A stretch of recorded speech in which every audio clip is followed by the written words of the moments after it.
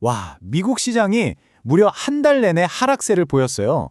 아마 많은 분들이 도대체 시장이 왜 이러는 걸까 하고 궁금해하셨을 텐데요. 오늘 이 시간에는 이번 하락이 그냥 기술주가 잠시 주춤한 건지 아니면 시장의 판이 바뀌는 더 큰 신호인지 데이터를 가지고 한번 제대로 파헤쳐 보겠습니다. 자, 이 그래프 한번 보세요. S&P 500이 4주 연속으로 파란불, 아니 빨간불이죠. 하락했다는 걸 아주 명확하게 보여주고 있습니다. 이게 뭐 한두 주 빠진 게 아니고 한 달 내내 시장이 힘을 못 썼다는 거거든요. 이렇게 꾸준히 하락했다는 거, 이게 바로 우리가 주목해야 할 첫 번째 포인트입니다. 그럼 여기서 당연히 질문이 생기죠. 아니, 도대체 뭐가 문제길래 시장이 이렇게 한 달 동안이나 계속 고개를 숙이고 있었을까요? 지금부터 그 이유를 하나씩 까보겠습니다. 네, 일단 이것부터 알아야 해요. 이번 하락이 모든 종목이 사이좋게 다 같이 떨어진 그런 하락이 아니었다는 겁니다. 아주 명확한 진원지가 있었어요. 네, 바로 기술주 섹터였습니다. 숫자를 보면 이게 훨씬 더 명확해져요. 같은 기간에 S&P 500이 한 1.9% 빠졌는데 기술주 비중이 높은 나스닥은 2% 넘게 더 많이 빠졌죠. 바로 이 미묘한 차이가 이번 하락은 기술주가 주도했다는 빼도 박도 못할 증거인 셈입니다. 아니 그럼 기술주들은 왜 그렇게 유독 흔들렸을까요? 그 뿌리를 찾아가 보면 결국 버시경제, 그러니까 더 큰 경제 환경의 변화 때문입니다. 고금리가 생각보다 더 오래 갈 수 있겠다는 이 공포가 시장 전체를 싹 덮어버린 거죠. 근데 이 공포에 불을 붙인 건 또 외부 요인이었어요. 중동 지역이 불안해지면서 국제 유가가 슬금슬금 오르기 시작했거든요. 아시죠? 유가가 오르면 바로 인플레이션이 다시 심해질 수 있다는 걱정이 시장에 확 퍼지게 된 겁니다. 여기서 고금리 장기화라는 말을 확실하게 이해하고 넘어가야 하는데요.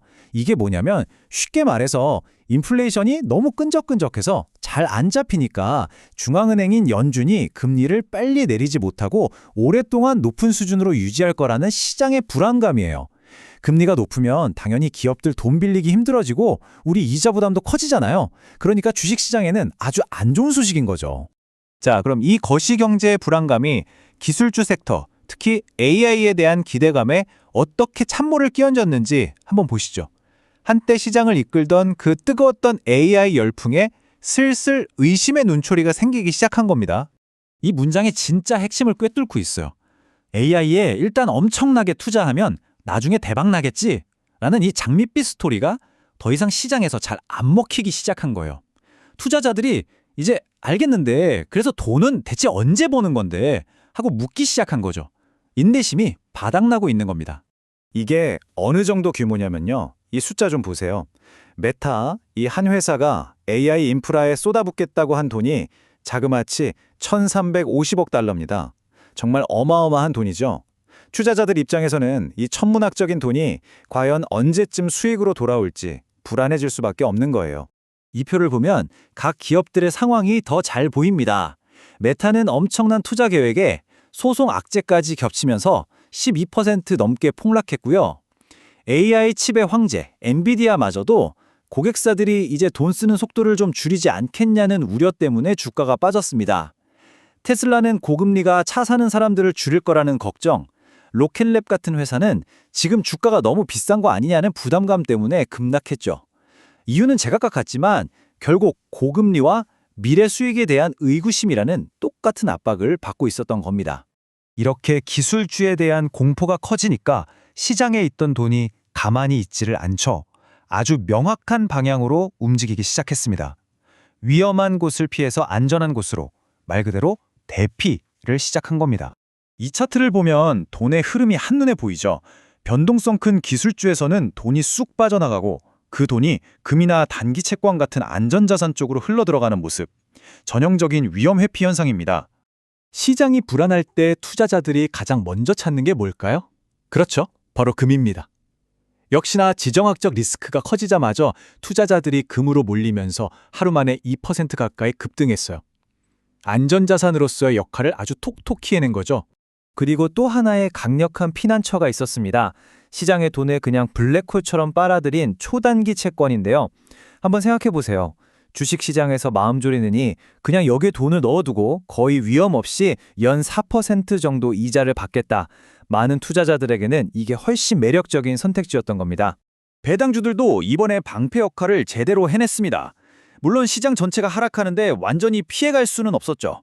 하지만 3% 중반대에 꼬박꼬박 나오는 배당금, 이 현금 흐름이라는 무기 덕분에 다른 기술주들처럼 와르르 무너지지 않고 잘 버텨주는 모습을 보여줬습니다.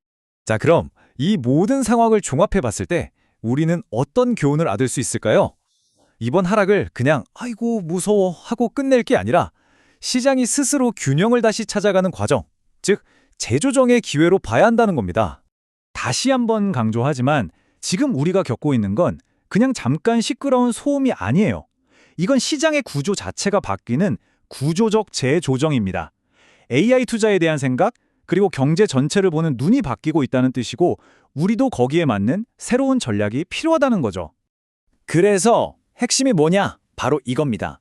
시장 참여자들의 시간 개념이 바뀌었어요. AI가 진짜로 돈을 벌기까지 몇 분기 만에 뚝딱 되는 게 아니라 어쩌면 몇 년은 좋게 걸릴 수 있다는 이 냉정한 현실을 이제야 주가에 반영하기 시작했다는 겁니다. 이럴 때 아주 유용한 전략이 바로 바벨 전략입니다. 우리 헬스장에서 드는 역기, 바벨 아시죠? 양 끝에 무거운 원판을 끼우잖아요. 그것처럼 포트폴리오 한쪽에는 AI처럼 장기적으로 크게 성장할 잠재력을 가진 자산을 담고요. 다른 한쪽에는 시장이 흔들릴 때 든든하게 버텨줄 단기 채권이나 배당주 같은 안정적인 자산을 함께 두는 거예요. 공격과 수비의 균형을 맞추는 거죠. 자, 그럼 정리해 볼까요? 이 새로운 현실에 대처하는 법 3단계로 요약할 수 있습니다. 첫째, 현실을 인정하는 겁니다. AI의 미래는 오지만 시간이 좀 더 걸린다는 걸 받아들이는 거죠. 둘째, 바로 그렇기 때문에 이번 같은 하락을 기회로 삼는 겁니다.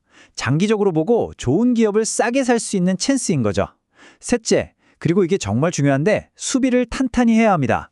이 변동성을 견뎌내려면 반드시 포트폴리오의 방어적인 부분을 튼튼하게 유지해야 한다는 거 잊지 마세요. 이제 시장의 모든 눈은 곧 발표될 인플레이션 데이터로 쏠리고 있습니다. 과연 한 달 동안 이어진 이 지긋지긋한 구조적 재조정이 드디어 끝을 보는 걸까요? 아니면 이게 또 다른 변동성의 시작을 알리는 신호탄일까요? 그 답을 우리 모두 함께 지켜봐야 할 것 같습니다.